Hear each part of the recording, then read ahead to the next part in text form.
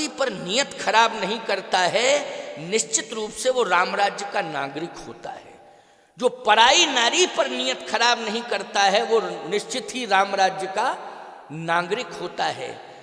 जो भाई से प्रेम करता है वो राम राज्य का नागरिक होता है। जो माता पिता का सम्मान करता है वो राम राज्य का नागरिक होता है प्यारे। जो गौ ब्राह्मण यज्ञ का सम्मान करता है वो राम राज्य का नागरिक होता है। इसलिए मैं कहता हूं भगवान राम ने सबका सम्मान किया। जब लंका से विभीषण को राज्यादि देकर के लंका से अयोध्या पहुंचे तो अयोध्या वासी तो चाह ही रहे थे कि सिंहासन पर सीधे बिठा ले राम को। और जब राम जी पहुंचे तो वशिष्ठ जी ने यही तो कहा कि राम जी चलो जल्दी करो, सिंहासन पर बैठो। भगवान राम ने कहा सिंहासन पर तो बैठेंगे गुरुजी, लेकिन ये बताएं आप कि सिंहासन पर 14 साल पहले में क्यों नहीं बैठा। वशिष्ठ जी ने कहा राम 14 साल बाद तुम्हारी माता कैकेयी ने विरोध कर दिया था और मंथरा ने विरोध कर दिया था, तो मैं नहीं बैठा पाया तुमको, मजबूर रहा मैं, नहीं तो मैं तो चाहता ही था कि तुम बैठो, तिलक तो मुझे ही करना था, लेकिन मैं मजबूर हो गया, तुम्हारी माँ ने विरोध कर दिया। अब विरोध कर दिया तो तुम चले गए बन, 14 साल बाद लौटे हो तो अब समय आया बैठो। भगवान राम ने कहा विरोध तो आज भी है मेरा, 14 साल पहले था और 14 साल बाद भी है मेरा विरोध। तो गुरुदेव अगर आज की तारीख में भी विरोध है 14 साल बाद तो कैसे मैं सिंहासन पर बैठूंगा। वशिष्ठ जी ने कहा अब तो कोई विरोध नहीं है, किस बात का विरोध। भगवान राम ने कहा गुरुदेव अगर विरोध ना होता राम का तो सब दिखाई दे रहे हैं, लेकिन 14 साल पहले कैकेयी मां ने विरोध किया था और 14 साल बाद लौट के आया तो आज वो दिखाई नहीं दे रही है। इसका मतलब यह है किसी समारोह में अगर कोई व्यक्ति उपस्थित नहीं होता है तो बोलो विरोधी माना जाता है कि नहीं माना जाता, जल्दी बोलो, माना जाता विरोधी कि नहीं। ये इतना बड़ा महामहोत्सव हो रहा है लेकिन इस महामहोत्सव में कैकेयी मां उपस्थित नहीं है, इसका मतलब विरोध। और यदि विरोध नहीं है तो फिर वो है क्यों नहीं, और नहीं है तो विरोध है। इसलिए मैं इस राज्य को स्वीकार नहीं करूंगा। गुरुदेव 14 साल बाद लौटा हूं तो कोई बात नहीं, लेकिन मैं इस सिंहासन पर बैठने के लायक नहीं हूं, क्योंकि राम राज्य लाना है तो राम राज्य में सब नर करहि परस्पर प्रीति और चलहि स्वधर्म निरत श्रुति नीति। परस्पर प्रीति, तो प्रीति कहां है, यहां तो विरोध है, वो दिखाई नहीं दे रही है। वशिष्ठ जी ने कहा कि ऐसा है, इतना गिलानी से हृदय भर गया है, क्योंकि 14 साल से रो रही है, गिलानी से हृदय भर गया है, इसलिए वो आ नहीं रही है, समूह में नहीं आ रही, समाज में, क्योंकि ये गलती तो कैकेयी की है, कैकेयी का हृदय गिलानी से भर गया है, तो वो कैसे समाज में आ सकती है। भगवान राम ने कहा गुरुदेव एक बात बताओ, मैंने तो सुना है जब मेरा जन्म नहीं हुआ था तो 60,000 साल पहले मेरे पिताजी के हृदय में, 60,000 साल के मेरे बूढ़े पिताजी, 60,000 वर्ष के मेरे बूढ़े पिताजी, 60,000 साल में उनके हृदय में गिलानी आई, और इस बात की गिलानी आई कि मेरे संतान नहीं है। बोलो उस समय उम्र क्या थी दशरथ जी की, 60,000 वर्ष की आयु थी वाल्मीकि रामायण के अनुसार। तो जब 60,000 वर्ष की आयु में पुत्र नहीं है, इस बात की गिलानी जब मेरे पिताश्री के हृदय में हुई तो उस समय उस गिलानी को दूर किसने किया था। वशिष्ठ जी बोले मैंने किया था। तो जब मेरे पिताजी के हृदय की गिलानी को आप दूर कर सकते थे तो क्या मेरे माता के हृदय की गिलानी को आप दूर नहीं कर सकते थे। 14 साल अगर मैं वन में रहा और माँ के हृदय में गिलानी बनी रही, चित्रकूट की सभा में मैंने कोशिश की थी कि गिलानी दूर हो जाए, लेकिन पता नहीं माता जी ने मेरी प्रार्थना को स्वीकार नहीं किया, अथवा अयोध्या वासियों ने मेरे निवेदन को स्वीकार नहीं किया। कारण समझ में नहीं आ रहा है, लेकिन मैं ये जानना चाहता हूं कि आप तो मां के हृदय की गिलानी को दूर कर सकते थे, लेकिन आपने भी प्रयास नहीं किया। वशिष्ठ जी ने कहा, राम तुम मर्यादा पुरुषोत्तम हो और मैं महात्मा हूं। महात्मा के साथ भी मर्यादा जुड़ी होती है। बोलो, जो राम के साथ मर्यादा जुड़ी है, राम परमात्मा है, जो मर्यादा परमात्मा के साथ जुड़ी है वही मर्यादा महात्मा के साथ जुड़ी है। जैसे नियम क्या है? नियम है प्यारे, ये सभा चल रही है सामूहिक रूप से, अगर ये सभा चल रही है तो इस सभा में आकर के कोई सत्संग सुने तब तो ठीक है, अथवा परिवार में बुलाना चाहे कोई व्यक्ति तो परिवार में बुलावे तो परिवार पूरा उपस्थित होना चाहिए। क्यों भाई? तो महात्मा जा सकता है। लेकिन अगर कोई नारी वैधव्य ले चुकी है, समझ लेना इस बात को, यदि कोई नारी वैधव्य ले चुकी है तो उस समय एकांत में उसको उपदेश देने का कोई अधिकार नहीं है। जब वो सुहागवती होती है तो पति पत्नी दोनों बैठ करके सामूहिक रूप से सत्संग सुनते हैं। बोलो, सुनते हैं कि नहीं सुनते हैं? सामूहिक रूप से सत्संग, पति पत्नी दोनों बैठ करके सत्संग सुनते हैं। अथवा परिवार के अंदर बुलाया जाए तो परिवार के सहित सत्संग सुना जाए, अथवा समूह में सत्संग सुना जाए। लेकिन ये धर्म नहीं कहता है कोई नारी वैधव्य ले चुकी हो उसको एकांत में जाकर के सत्संग सुनाया जाए, ये मर्यादा नहीं है। कैकेयी वैधव्य ले चुकी है, कैकेयी अपने भवन में रहती है, उसका पुत्र भी उसके पास नहीं रहता है क्योंकि पुत्र ने उसका त्याग कर दिया है।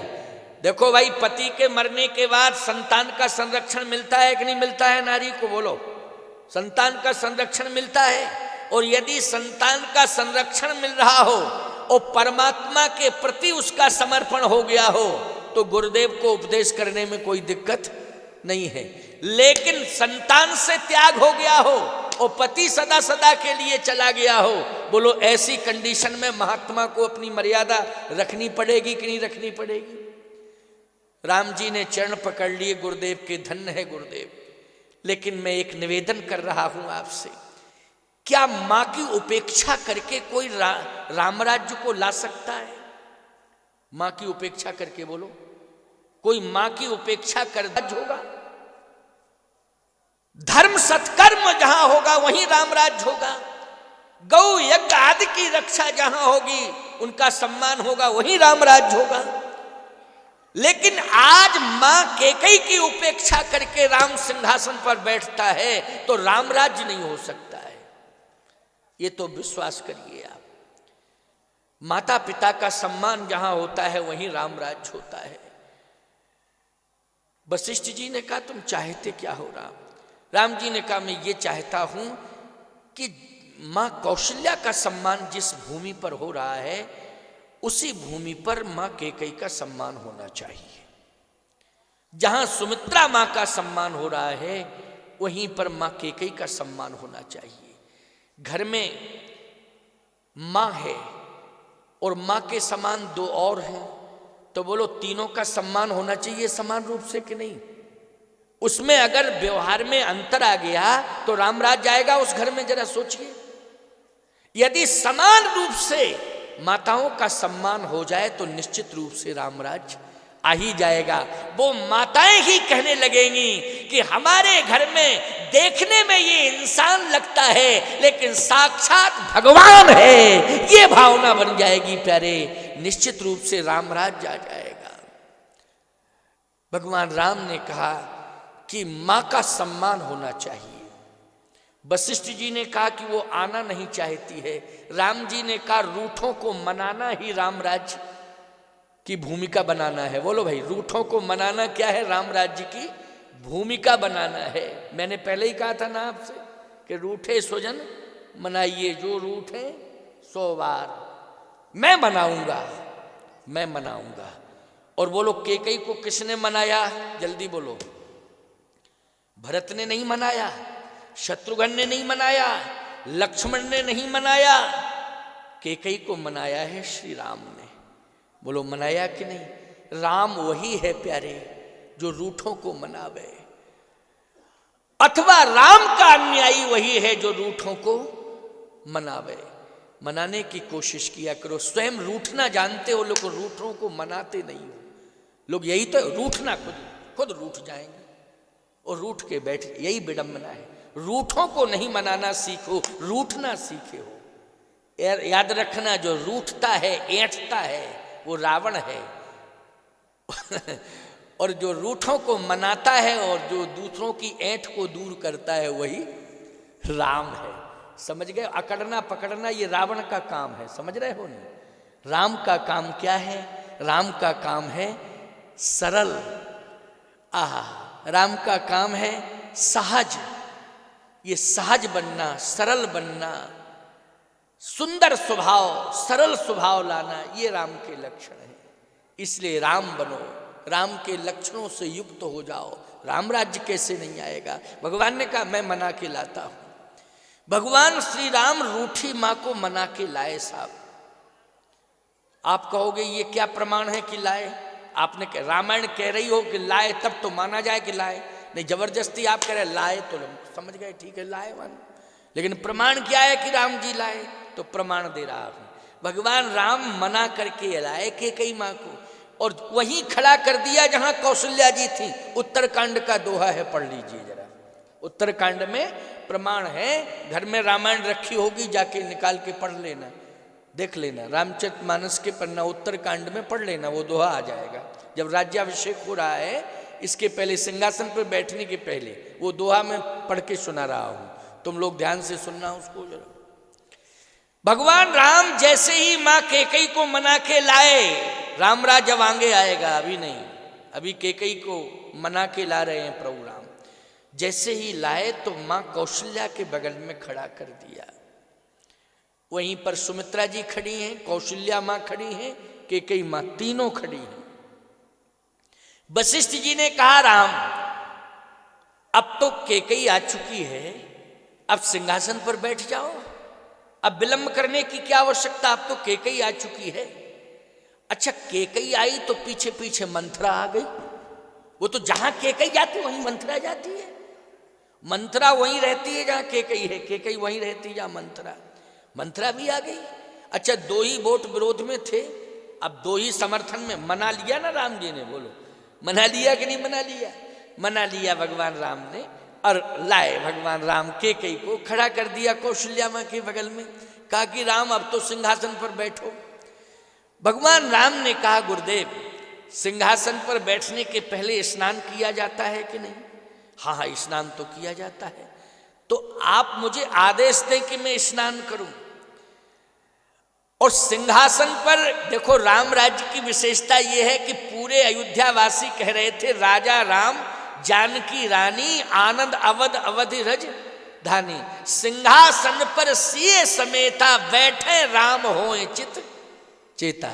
सिए समेता, इसका मतलब है सिंहासन पर पूरी अयोध्या चाह रही है कि सीता के सहित राम बैठे। किसके सहित बैठे?